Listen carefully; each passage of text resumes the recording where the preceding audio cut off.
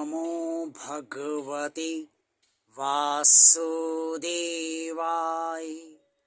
जय श्री हरि, जय श्री भगवान विष्णु जी, जय श्री कृष्ण जी।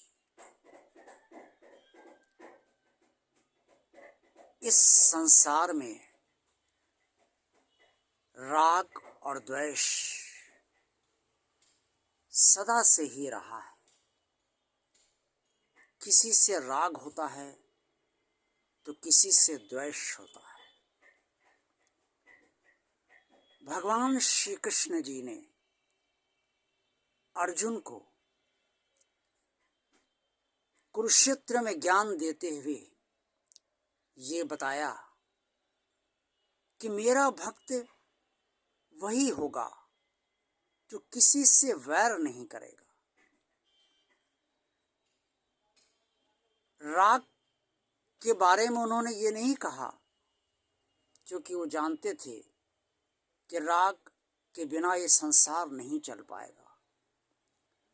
राग बहुत ज़्यादा हो जाता है तो मोह का रूप धारण कर लेता है, और मोह करना भी भगवान कृष्ण ने गलत बताया है।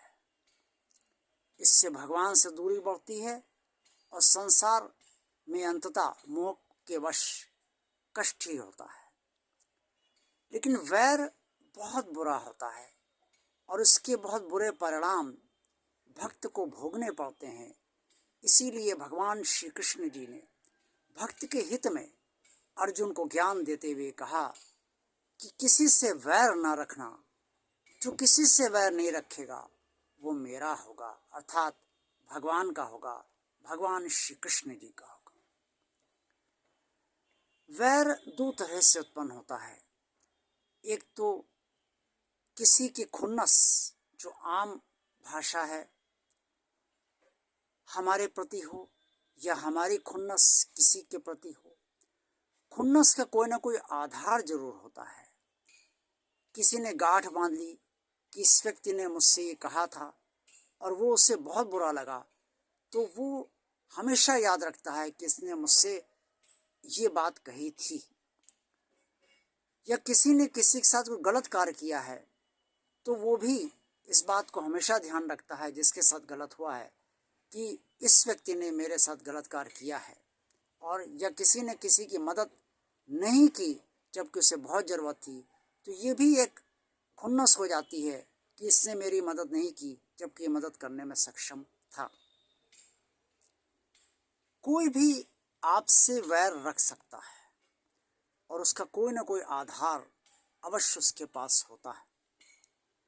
अब आप भी अगर उससे वैर करने लगोगे तो जो काम वो कर रहा है, जो प्रवृत्ति उसकी है वैर करने की, वही प्रवृत्ति आपकी भी बन जाएगी और वही काम आप भी करने लगोगे।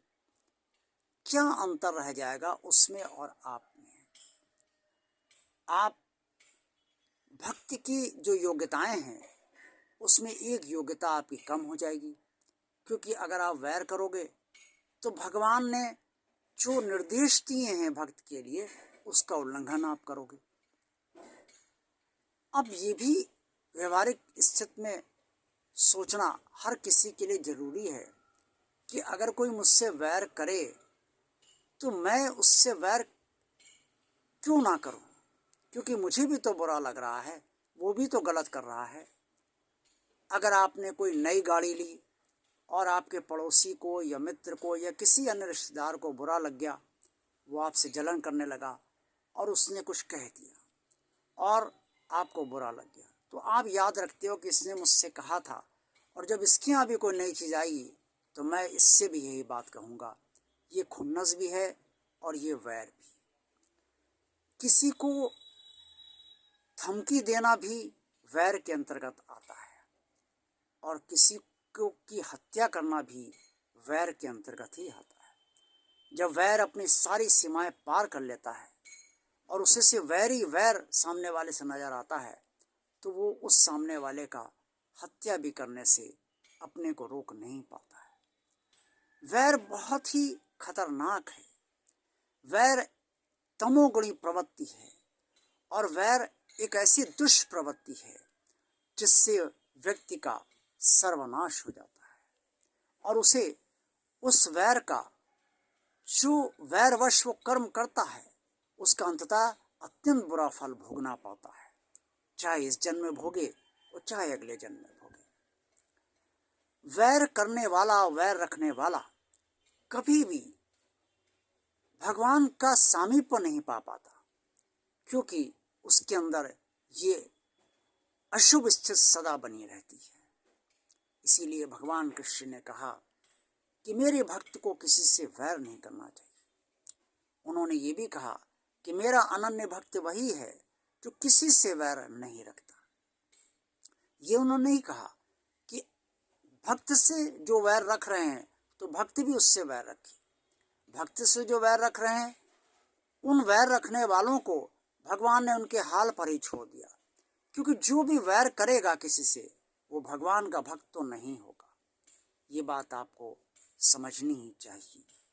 अगर आप भगवान की भक्ति चाहते हैं, भगवान की कृपा चाहते हैं, भगवान की मदद चाहते हैं, भगवान का आशीर्वाद चाहते हैं और भगवान की भक्ति में लीन होना चाहते हैं, भगवान के पास इसी जन्म में जाना चाहते हैं, भगवान के सजीव दर्शन करना चाहते हैं, तो आप किसी भी प्राणी से वैर मत कीजिए।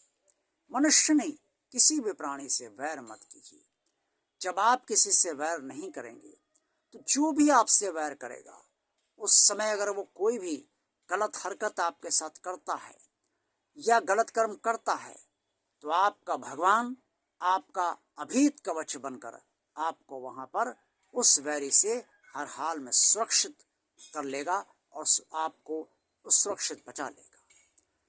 इसीलिए भगवान ने ये अर्जुन से कहा कि भक्त को कभी भी वैर नहीं करना चाहिए और मेरे प्रति ही आश्रित रहना चाहिए। जब आप और भक्त और हम सब जो भक्त हैं, उन सबको जब भगवान के निर्देश का पालन वो करेंगे, तभी भगवान उनकी साथ हर्षा रहेगा, उनकी मदद करेगा और उनकी अभेद रक्षा और सुरक्षा भी करेगा। आज का ये वीडियो कैसा लगा? श्रीमद् भगवद गीता आप सब पढ़ते रहिए, इससे आपको आनंद भी प्राप्त होगा और जीवन को चलाने का एक वो ज्ञान प्राप्त होगा जो आज तक आपको नहीं मिला है, और समझने का प्रयास कीजिए। अगर समझ में नहीं आ रहा है तो आप ये वीडियो अवश्य देखिए और अन्य लोगों से भी जो श्रीमद् भगवद गीता के ज्ञाता हैं, उनसे भी अवश्य समझने का कोशिश कीजिए। वीडियो अगर आपको पसंद आया है तो इसे लाइक अवश्य कीजिए, ज़्यादा से ज़्यादा लोगों को शेयर कीजिए। भगवान और आप चैनल आप देखते रहिए। अगर आपने सब्सक्राइब नहीं किया है तो इसे सब्सक्राइब कीजिए और ज़्यादा से ज़्यादा लोगों को इस चैनल को सब्सक्राइब करने के लिए प्रोत्साहित कीजिए। अपने कमेंट्स बॉक्स में अपनी प्रतिक्रिया अवश्य दीजिए। आपका दिन शुभ हो, मंगल हो और भगवान की भक्ति आप पर सदा बनी रहे। ओम नमो भगवते वासुदेवाय। जय श्री हरि, जय श्री भगवान विष्णु जी, जय श्री भगवान कृष्ण जी।